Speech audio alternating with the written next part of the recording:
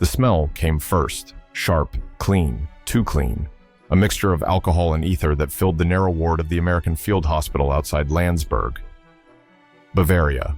In late April 1945, to the doctors, it meant safety. To the Jewish prisoners they had just rescued, it meant death. They stood frozen under the light, eyes darting from the stainless trays to the syringe in a soldier's hand. No one shouted, no one moved. But the fear passed through the room like an electric current. One of them whispered in Yiddish, his voice cracking, "We've seen needles like that before." And no one lived. These were men who had survived Dachau, their skins still gray from starvation, their wrists ringed with scars from the wire. Now, when the Americans brought them to the clean white tents for medical care, they trembled. Every scent of antiseptic, every glint of metal, every echo of boots on the concrete floor was a memory of gas chambers disguised as showers, of experiments dressed as healing. A young medic, Private John Miller, had been briefed about trauma, but nothing prepared him for this silence. The air felt heavy, as if the ghosts of the camps had followed these men inside. He held the syringe still, unsure whether to speak, across from him. An old rabbi pressed his fingers to his lips and closed his eyes. Even breathing seemed dangerous. Some of the men flinched at the faint hiss of disinfectant spray. Others turned away from the hospital curtains, white cloth fluttering in the breeze that reminded them of shrouds. The doctors exchanged glances, quietly lowering instruments. They knew these men didn't fear pain. They feared deception. This was not the shock of war anymore. It was the echo of systematic terror that had erased the boundary between medicine and murder. The Americans wanted to heal, but the prisoners' eyes said, "We remember what healing looked like under the SS." If you value stories like this, don't forget to like and subscribe. It helps preserve forgotten chapters of history.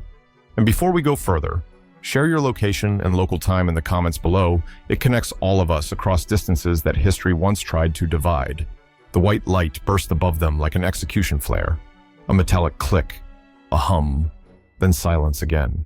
The surgical lamp had been switched on a simple act to the Americans, but to the men lying on the tables, it was the exact light of Auschwitz, the same merciless glare that once poured down from laboratory ceilings while prisoners were strapped to metal frames. For a moment, the air in the operating tent froze. The patient, a man barely 30 but with eyes of an old survivor, shrank backward as if trying to vanish into the sheets. Corporal David Weiss, Hungarian-born, had survived on scraps of potato peel and prayer. The tattoo on his forearm, faded blue, caught the beam of the lamp. The nurses didn't understand why he began to shake uncontrollably. They didn't know that in the camp. White light had always meant that someone would not return. One of the American orderlies, confused, lowered the brightness. The bulb flickered, softening, yet the panic stayed. David's breath came fast, his ribs showing with each inhale. He whispered something in Hungarian. The translator later said it meant "not again." Lieutenant Helen Carter, the senior nurse from Chicago, paused. She had treated hundreds of wounded GIs, but never this kind of wound. Not a wound of flesh, but of memory. The doctors around her exchanged looks, puzzled. Should they proceed? Should they sedate him further? And then Helen saw it. The terror wasn't about the pain to come. It was about what the light represented in these men's eyes. Medicine was not salvation, but betrayal. The irony cut deep. The same light that Americans used to heal was the same light the Nazis used to destroy. She motioned for the others to step back. The tent fell quiet, except for the dull murmur of the generator outside. The smell of ether mingled with damp soil, and for a heartbeat.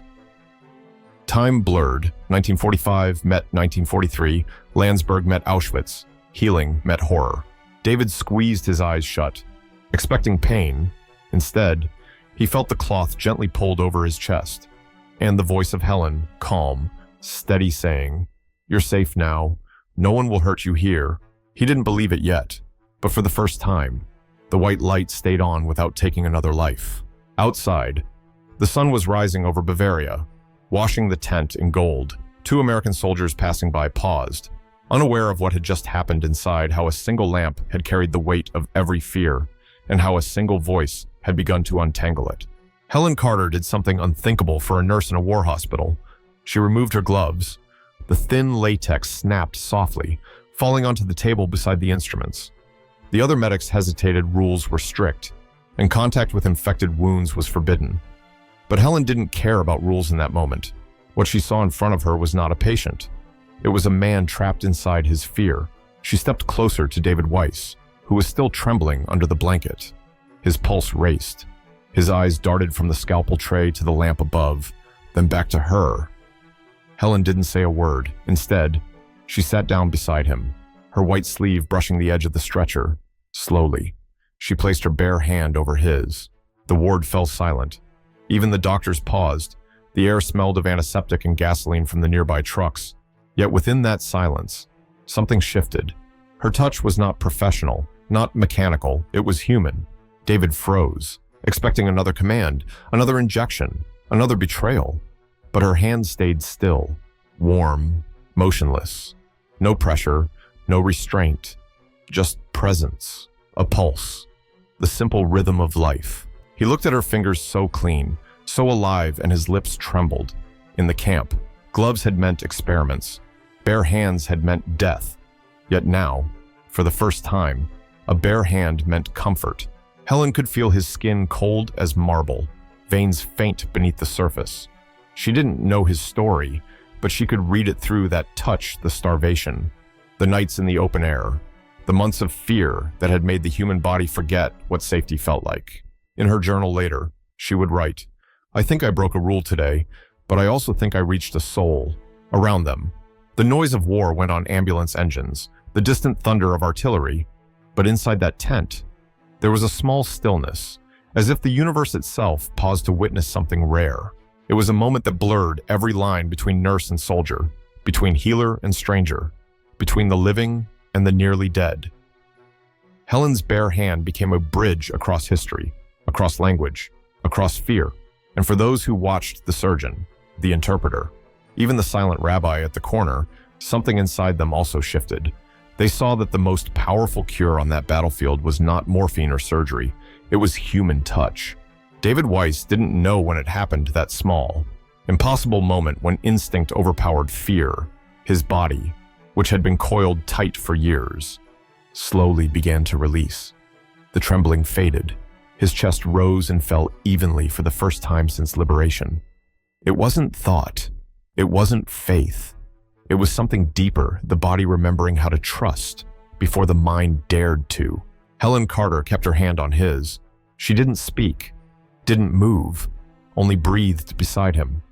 Her presence steady as the ticking clock above the ward, around them. The camp's other survivors watched in silence. Some looked away, ashamed to witness intimacy in a place where life had been so mechanical. Others leaned forward, as if trying to relearn what hope looked like. The doctor gave a small nod. "Proceed." The operation began. Ether mask, scalpel, the faint sound of surgical scissors. Yet this time, David didn't flinch. His fingers held Helen's firmly.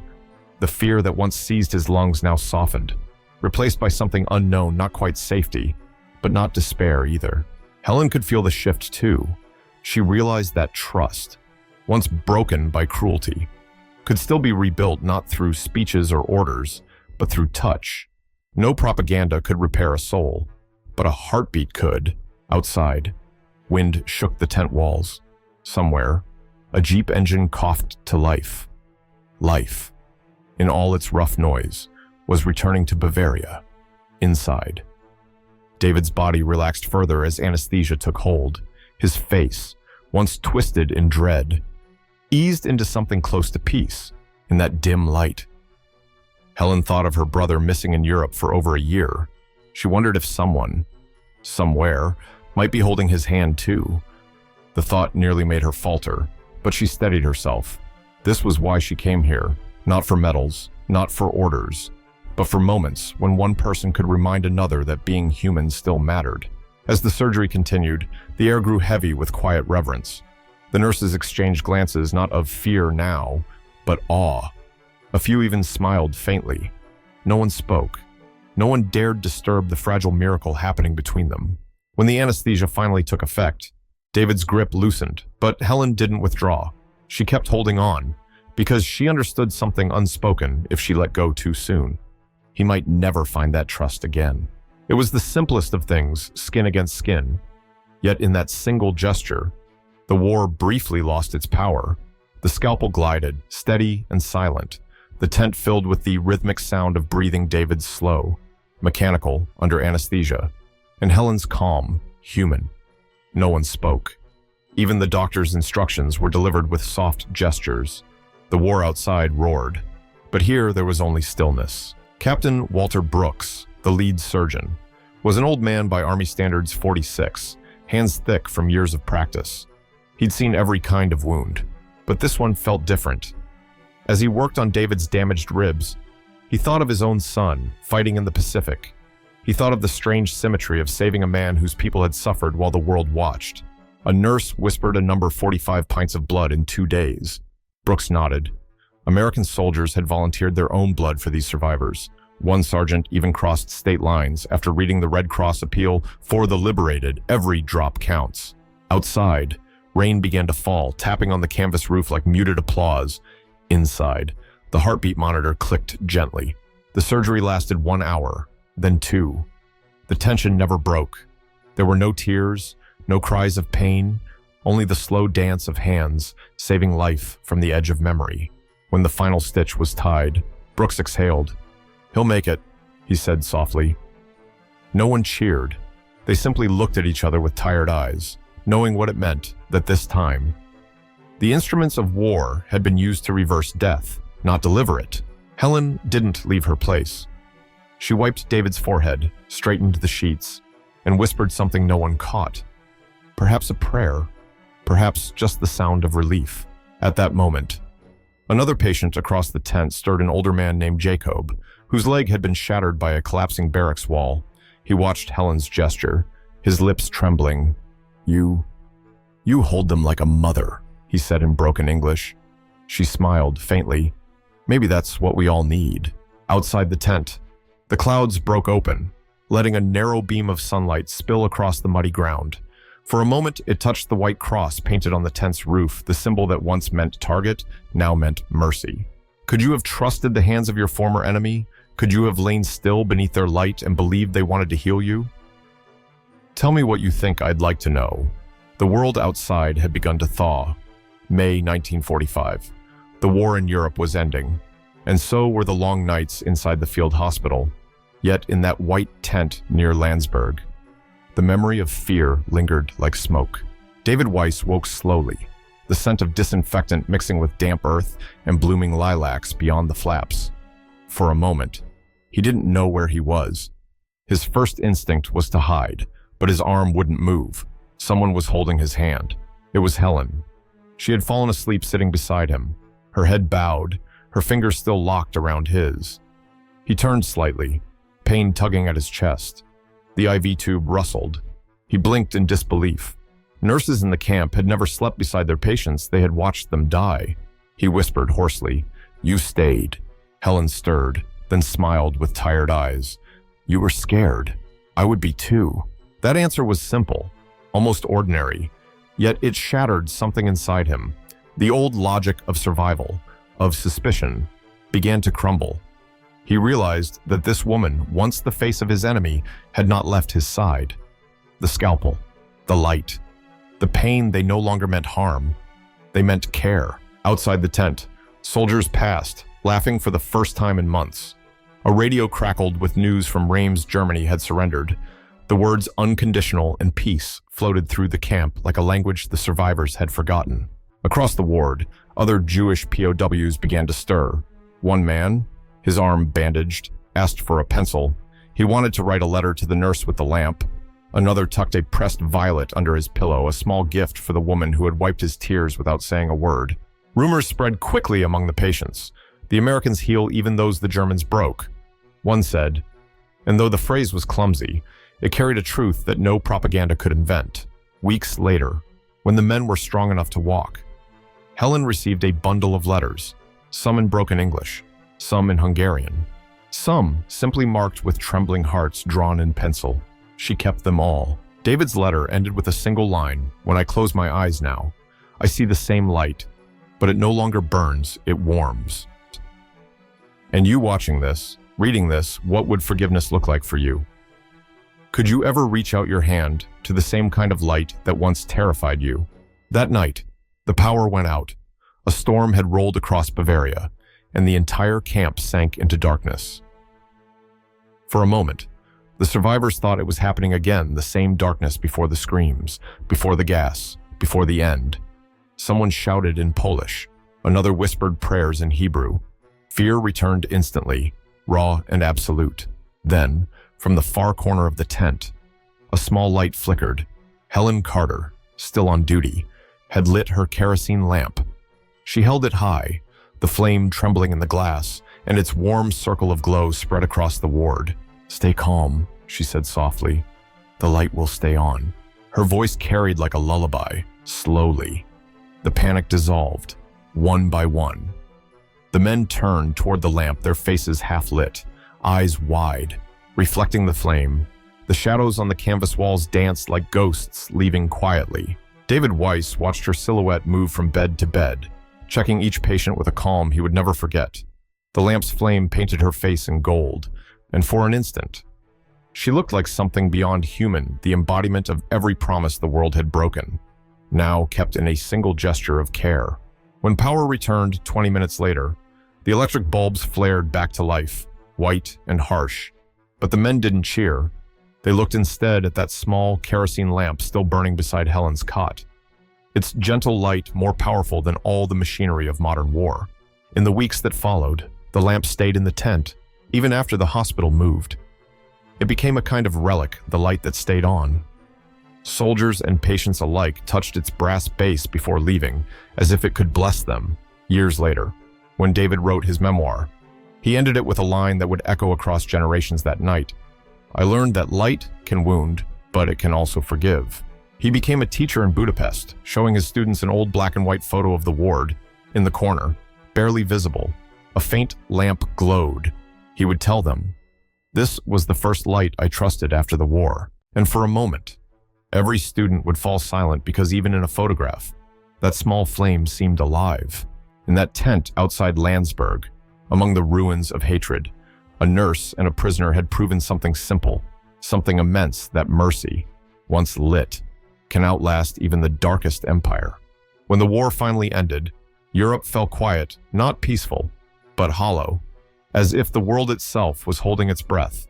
The camps were empty, the uniforms burned, and yet the smell of ether and fear seemed to linger across the continent. In that silence, stories like David Weiss's became the fragile threads holding memory together. People often speak of victory in numbers, battles won, cities liberated, flags raised. But true victory, the kind that reshapes humanity, is quieter. It happens in a tent lit by a kerosene lamp, in the moment when a nurse dares to touch a hand that once trembled at her uniform, in the breath shared between strangers who choose to be human again. Helen Carter returned to Chicago in late 1946. She never married, in her home. She kept the lamp on her desk until her death in 1971, its wick long dry. It became her reminder that compassion can illuminate even the darkest corridors of history. On her final page of notes, someone later found one sentence written in her careful handwriting: "Mercy is a light that chooses to stay." David lived to see the Berlin Wall fall. When asked in an interview what memory defined his life, he didn't mention the camps, nor the liberation. He said, "The day a stranger held my hand and did not let go, it is strange how history works. Armies fade, nations change, monuments crumble, yet a single act of tenderness endures, passing quietly from one heart to another. That is how the world heals, not through power, but through remembrance." So, if you've listened this far, let the image remain with you: the tent, the trembling light, and the two hands that refuse to part. Because in every age, there will be another darkness waiting, and someone, somewhere, will have to decide to keep the lamp burning